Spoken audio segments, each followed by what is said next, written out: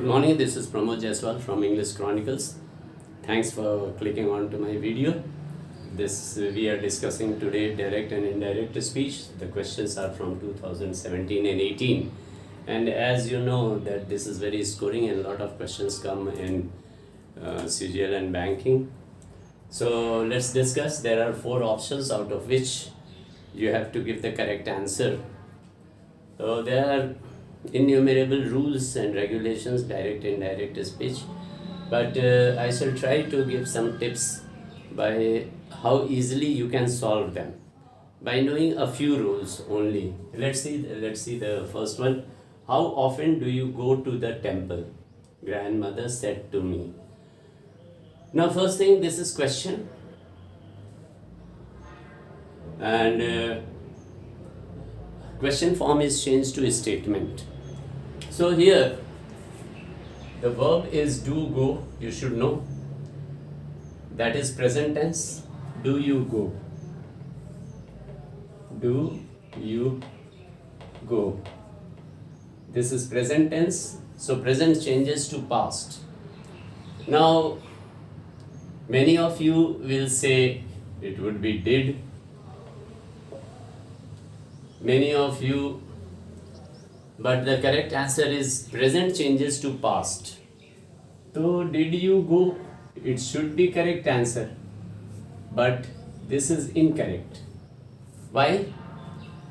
Did, does and do is used in interrogative and negative form. This is statement form, and in a statement did is incorrect.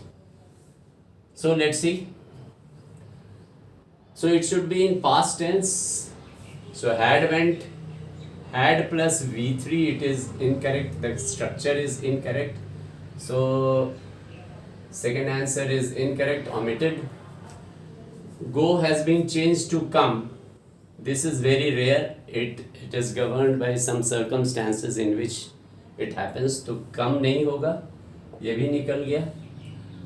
अब एक है कि ये भी past tense है और ये पास्ट परफेक्ट है. तो present tense never changes to past perfect, ये तो रॉन्ग है. ये सिंपल जो कानून है टेंसेस का ट्रांसफॉर्मेशन में, प्रेजेंट पास्ट परफेक्ट में नहीं बदलता है. तो आपका ये भी इनकरेक्ट हो गया. तो बचता है वेंट. तो अब ये यहाँ पर मैं समझा रहा था कि डू गो डिड में नहीं चेंज होगा, लेकिन इसको पास्ट में बदलना है. तो डू गो का पास्ट क्या होगा? वेंट. तो इजी. हाउ ऑफन बाकी आस्क्ड लग जाता है. जब क्वेश्चन फॉर्म है तो आस्क्ड मी हो जाता है. एंड यू जो है you is governed by object of the verb. You govern करता है मी से, इसलिए यहाँ आई हो गया है. So this one first answer is correct. आइए सेकेंड वन अब हम लोग डिस्कस करते हैं. I think I have been too lenient with you, father said to me. I have been, have been ये टेंस है.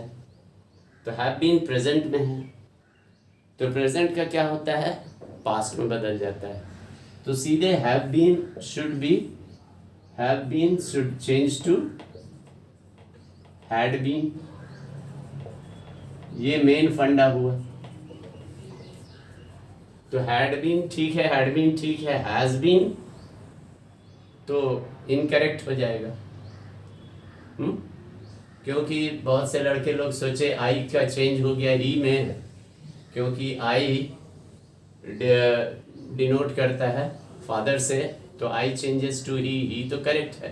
तो ही के साथ तो हैव लगेगा नहीं, इसलिए हैज़ बीन लगेगा. लेकिन टेंस तो बदलेगा ना, तो हैज़ बीन तो नहीं होगा. ये तो still it is present tense. तो ये रॉन्ग हो गया. ये भी हैज़ बीन है, ये भी रॉन्ग हो गया. तो दो ऑप्शन तो आपका हट गया. तो it becomes easier for you. अब यहाँ पर है कि ये पर है father told me that he thinks. I think ये भी एक वर्ब है थिंक. तो थिंक भी प्रेजेंट टेंस है. तो प्रेजेंट चेंजेस टू पास्ट. तो थिंक का क्या हो जाता है? थॉट. तो बाकी रूल्स को हम नहीं देखे, थिंग्स यहाँ पर है तो ये भी इनकरेक्ट हो गया, तो नतीजा बचा सेकेंड वन करेक्ट है।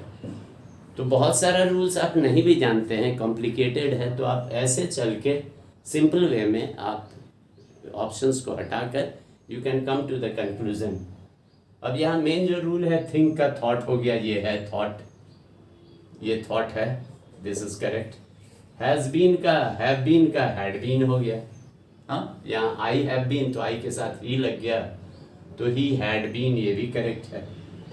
विथ मी, मी जो है with you, you changes to me, second person है ऑब्जेक्ट ऑफ द वर्ब, और ये फर्स्ट पर्सन है, ये सब्जेक्ट ऑफ द वर्ब से गवर्न्ड है। तो that's why second question is correct. अब आइए थर्ड वन देखते हैं हम लोग। She said, I will have my report finished. Will have finished. यहाँ finished से मत घबराइएगा कि पास्ट टेंस है, पास्ट टेंस नहीं है, ये दूसरा है, ये टेंस, इसे मेन फाइनाइट वर्ब ये नहीं है, ये नॉन फाइनाइट है, तो उसके पीछे मत भागिएगा। तो दैट लगा ही विल हैव, तो यहाँ पर क्या है, विल हैव प्रेजेंट टेंस है, this changes to past tense, past में बदलेगा तो पास्ट क्या हो जाएगा, वुड हो जाएगा, ये याद रखना है। अब देख लीजिए, तो यहाँ पर मेन आंसर क्या है, विल हैव कट गया, ये भी विल हैव है, तो सेकंड ऑप्शन थर्ड ऑप्शन तो ऐसे ही कट गया। हाँ, अब ये टुमारो जो है, टुमारो भी बदलता है, tomorrow changes to next day, तो ये टुमारो है, ये भी रॉन्ग हो गया, तो नतीजा है कि फर्स्ट भी उड़ गया।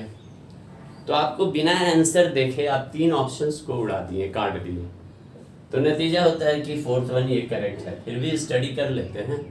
वुड हैव बीन है, would have her report finished by the next day, next day भी है, तो ये भी करेक्ट है, ये भी करेक्ट है, वुड हैव।